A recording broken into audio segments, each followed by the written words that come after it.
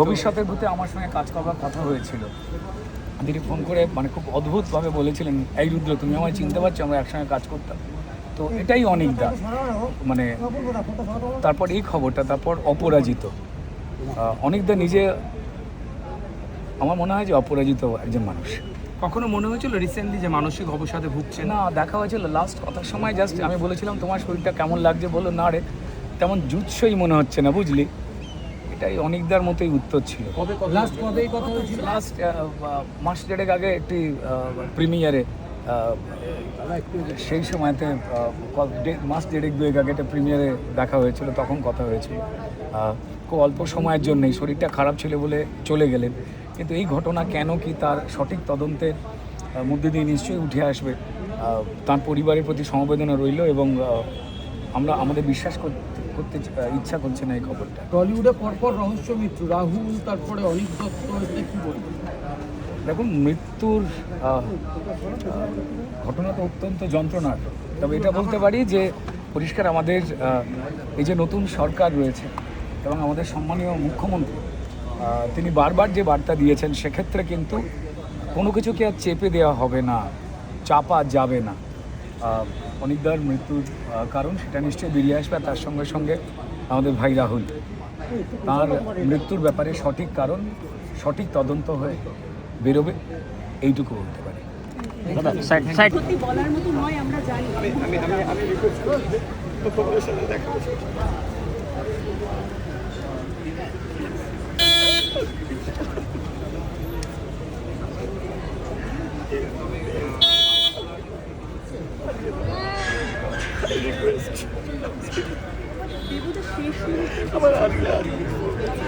যে এটা কি কোনো রকম ভাবে আজ করা যে ওনার মতো একজন প্রাণবন্ত মানুষ, হাসি খুশি একজন মানুষ অনেকটা কোনোভাবে মানসিকভাবে অবসাদগ্রস্ত হতে পারে, এই কথাটা আমাদের বিশ্বাসই হয়নি।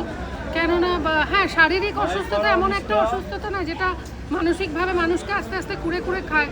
এবং আমাদের ফিল্ম ইন্ডাস্ট্রির ওপর এত বেশি মানসিক চাপ থাকে, আমার মনে হয় না কোনো অন্য ইন্ডাস্ট্রিতে এরকম মানসিক চাপ নিতে হয়।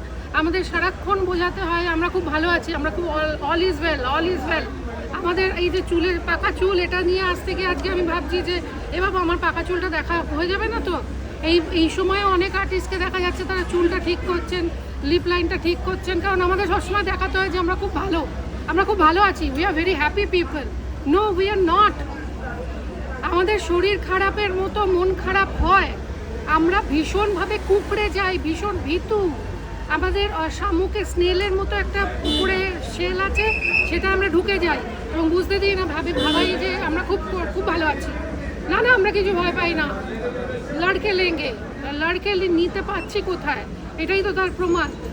যে মানুষটা আমাদের সারাক্ষণ বলে এসছে লড়াই চাই, লড়াই করে বাঁচতে চাই, সেই মানুষটার লড়াই এত তাড়াতাড়ি শেষ হয়ে যায় কি করে? এটা মনে হয় একটা সামাজিক চাপ যেটা আমাদের নিতে হয়, প্রতিনিয়ত নিতে হয়।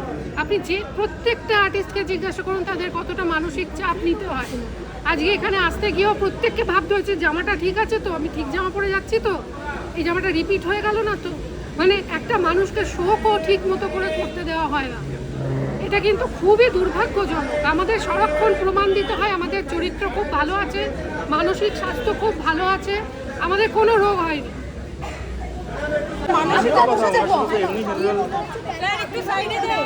বলতে পারবো না এখন কি বলি, বলে ডিপ্রেশন যে এতটা মানে প্রভাব বিস্তার করছে বুঝতে পেরেছি। সেলিম দা একটু একবার দেখা করে আসেন। আচ্ছা, এসে বলুন যতই কথা বলুন।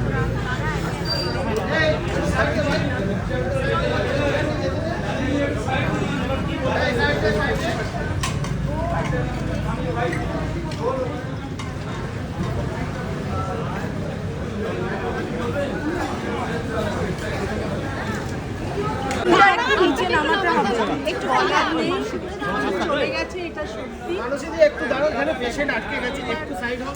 এই ভাই, পেশেন্টটাকে হাঁটিয়ে আপনারা কাজ করতে আমরা ওদিকে যাই। গাড়ি আটকে গেছি ভাই, আপনি সিঁড়ি করে ভেঙে পড়তে পারেন। দীর্ঘদিন অসুস্থ ছিল তো, এবার নানা রকম সমস্যা অসুখের জন্য আগে ছবিটা ইনকমপ্লিট হয়ে গেছিল।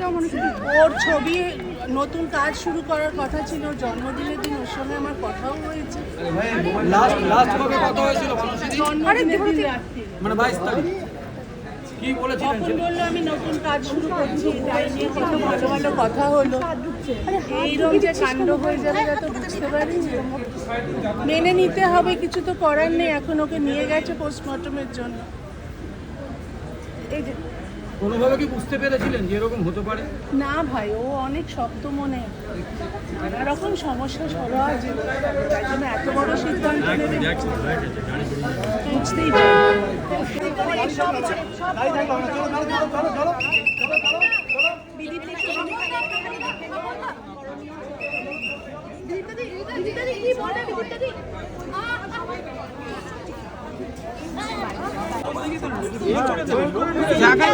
এই মুহূর্তে কি বলতে চাইবেন? এরকম হঠাৎ করছেন বলতে পারেন ট্যালেন্টেড ডাইরেক্টর একজন মানুষ হিসেবে, একজন চিন্তাশীল মানুষ হিসেবে, তার অসংখ্য গুণগ্রাহী, তার সহকর্মী, তার যারা তার সঙ্গে কাজ করেছে, যারা তাকে তার সিনেমার মাধ্যমে জেনেছে, এবং আপরাইট, অনেস্ট, এবং তার নিজের শিল্পের প্রতি সে একইভাবে অনেস্ট থেকে সে কাজ করেছে। কিন্তু কিছু করার নেই, মারা গিয়েছে আমাদের মেনে নিতে হবে। কিন্তু আরও অনেক কিছু তার কাছ থেকে আমরা পেতে পারতাম, সমাজ পেতে পারতো, বাংলার চলচ্চিত্র পেতে পারতো, দেশের চলচ্চিত্র তাকে পেতে পারতো। আমি তার পরিবারের প্রতি শোক জানাচ্ছি, আর যারা গুণগ্রাহী মানুষেরা আছেন সহকর্মীদের তাদের প্রতি শোক জানাচ্ছি। আর এরকম মৃত্যু হোক কারোরই, সেটা আমরা কখনোই কামনা করি। এর আগে একটি সিনেমা বানিয়েছিলেন, সেটাকে কেন্দ্র করে যথেষ্ট সমালোচনা হয়েছিল। দীর্ঘদিন তিনি কাজের মধ্যে ছিলেন, ভবিষ্যতের মুখ তার সেটা ব্যানও করে দেওয়া হয়েছিল। যারা বাধা দিয়েছিল, যারা রিলিজ করতে দেয়নি, যারা ক্রিয়েটিভ আর্টকে মেরে ফেলতে চেয়েছিল বাংলায়, তারা এটা থেকে শিক্ষা নেবে এবং ওদের ভবিষ্যৎ শুধু নয়, ভবিষ্যতে তাদেরকে এই ভূত তাড়া করবে। শতদীপটা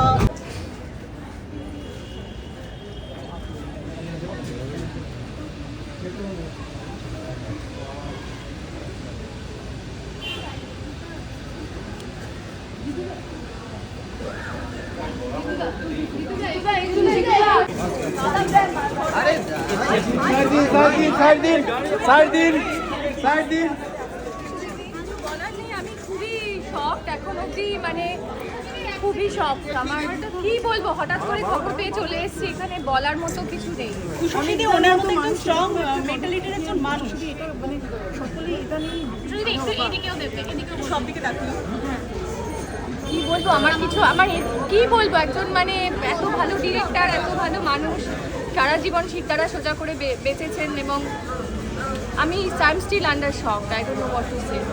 কথা হয়েছিল আপনার আমাদের মাঝে মাঝে নানান রকম, মানে আমি কাজ করিনি কখনো, কিন্তু কাজের বাইরেও একটা সম্পর্ক ছিল, রাজনৈতিক এবং সামাজিক বিভিন্ন কর্মকাণ্ডে ওনার সাথে আমার দেখা হতো, এবং শেষ দিন অবধি উনি একটা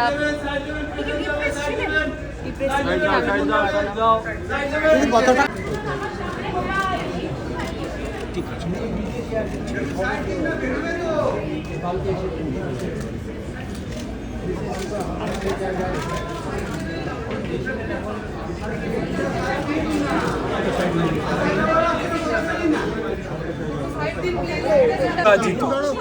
নিজের মেজাজে চলা একজন মানুষ, তার চলে যাওয়াটা বর্ণনা করা তো যায় না।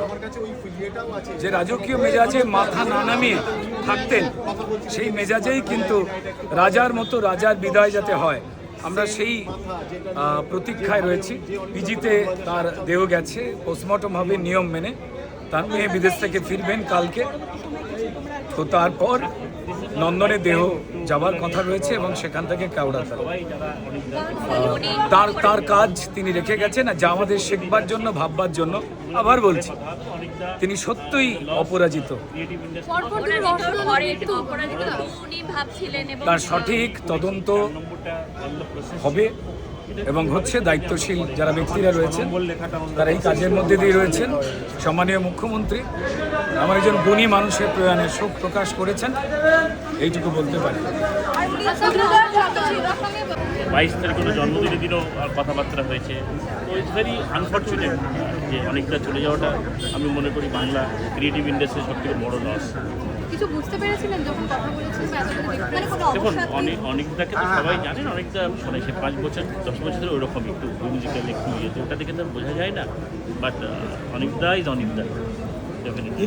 দিদি কি বলবো, তো সবাই যেটা বললো, রুদ্র বললো শুনলাম, উনি অপরাজিত থাকবেন এবং নিজের যে ওনার মতাদর্শ চেতনায় উনি দৃঢ়ভাবে ছিলেন।